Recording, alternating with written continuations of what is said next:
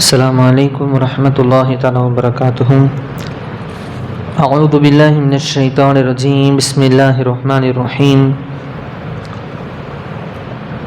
தஃப்சீர் இப்னு கசீர் குர்ஆன் விளக்க உரை பார்த்து கொண்டிருக்கிறோம். அல்ஹம்துலில்லாஹ். சூரா அல் பக்ராவுடைய 23 மற்றும் 24 தஃப்சீரை பார்த்து கொண்டிருக்கிறோம். இறை மறுப்பாளர்களுக்காகவே அது தயார் செய்யப்பட்டுள்ளது. அது எது தயார் செய்யப்பட்டுள்ளது என்பதை சுட்டிக்காட்ட மூலத்தில் உஐத்தத் என்னும் வினைச்சொல் இந்த ஆயத்திலே பயன்படுத்தப்பட்டுள்ளது, இடம்பெற்றுள்ளது.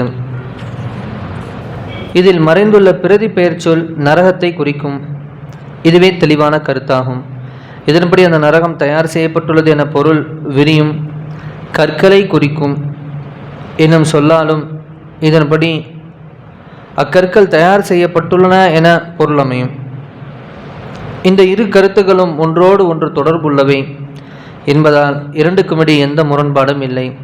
ஆக நரகம் தயார் செய்யப்பட்டு விட்டது என்று இதற்கு பொருள். அதாவது அல்லாஹ்வையும் அவனுடைய தூதரையும் மறுப்போருக்காக நரகம் படைக்கப்பட்டு விட்டது. இந்த வசனம் இப்போதே நரகம் இருக்கிறது என்பதற்கு ஆதாரமாகும் என நபி வழி அறிஞர்களின் பெரும்பாலோர் கூறுகிறார்கள். தயார் செய்யப்பட்டுள்ளது எனும் சொல் அது தற்போது இருந்து வருவதையே காட்டுகிறது என அவர்கள் தெரிவிக்கிறார்கள். இது தொடர்பாக ஏராளமான நபி மொழிகளும் வந்துள்ளன. அவற்றில் சில சொர்க்கமும் நரகமும் வாக்குவாதம் செய்தன. சஹீல் புகாரிலே வரக்கூடிய ஒரு ஹதீஸ். என்ன வாக்குவாதம்?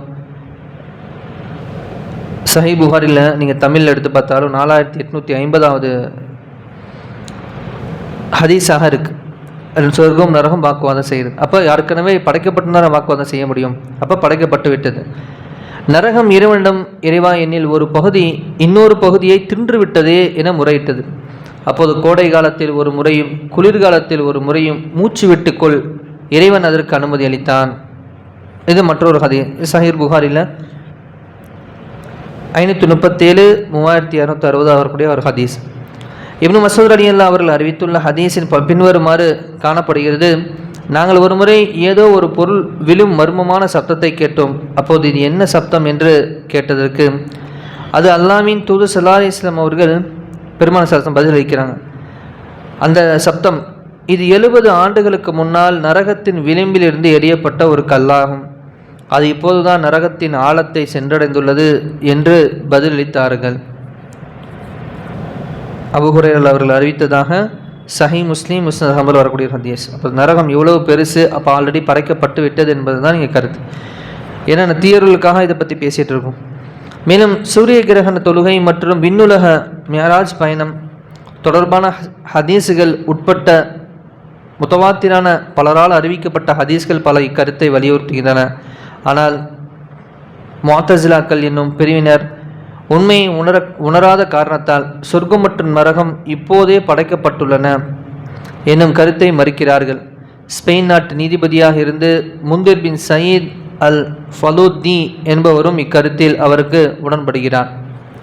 முக்கிய குறிப்பு, இங்கு முதலாவது அதாவது 23வது வசனத்தில் இடம்பெற்றுள்ள இதை போன்றதோர் அத்தியாயத்தை எனும் கொண்டு வாருங்கள் பார்க்கலாம் எனும் அறைகூவலும் யூனுஸ் அத்தியாயத்தில் இடம்பெற்றுள்ள இதை போன்ற அறைகூவலும் குர்ஆனில் உள்ள சில மற்றும் பெரிய அத்தியாயங்கள் அனைத்திற்கும் பொருந்தும். ஏனென்றால் இவ்வசனங்களில் இடம்பெற்றுள்ள சூரத்தின் அத்தியாயம் சொல் பொது பெயர் சொல்லாகும்.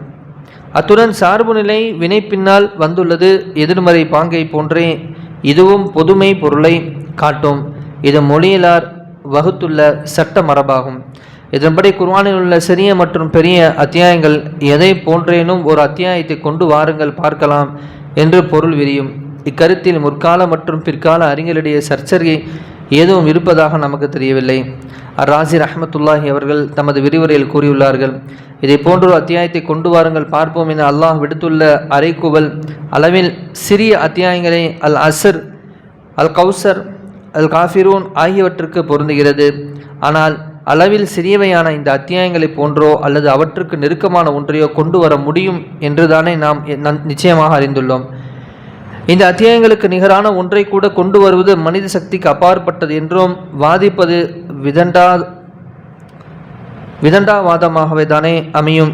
இவ்வாறு விதண்டாவாதம் புரிவது மார்க்கத்தை பற்றி தவறான எண்ணம் உருவாக வழிவகுத்து விடும் அல்லவா?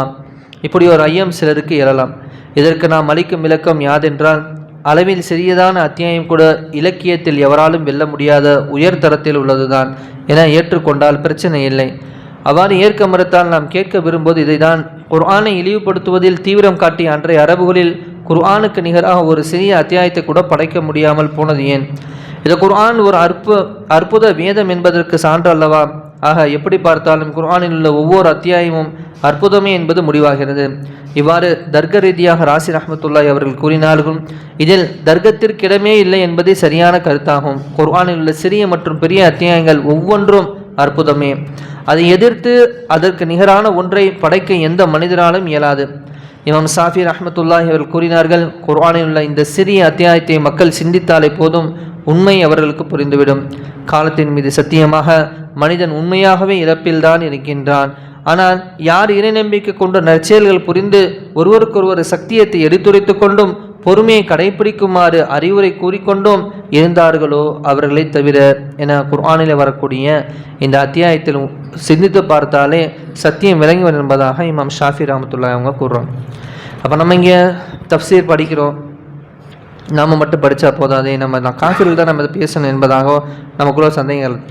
அப்போ இந்த சூரா நமக்கு விளக்கத்தை கொடுக்குது. ஒருவருக்கு என்ன செய்வாங்க, சத்தியத்தை கொண்டு எடுத்துரைத்து கொண்டு பொறுமையை கடைபிடிச்சு அவங்களுக்கு மத்தியில் அறிவுரை கூறிக்கொண்டே இருப்பாங்க. இவர்கள் தான் என்ன செய்வதில்லை உண்மையாளர்கள் என்று அல்லாஹ் விளக்கம் அளிக்கலாம். அல்லாஹ் இப்படிப்பட்ட நல்ல விளக்கங்களை அறிந்து மேலும் தீனிலே பிடிப்போடு பற்றோடு இருக்கக்கூடிய படிப்பினைகளை பெறக்கூடிய நல்லடியாரெல்லாம் மனிதர்களும் அல்லாஹ் ஆக்கியல் புரிவானாக. சுப்ஹானல்லாஹி பிஹம்திஹி சுப்ஹானக்கல்லாஹு பிஹம்திக அஷ்ஹது அல்லா இலாஹா இல்லா அன்த அஸ்தக்ஃபிருக வ அத்தூபு இலைக்.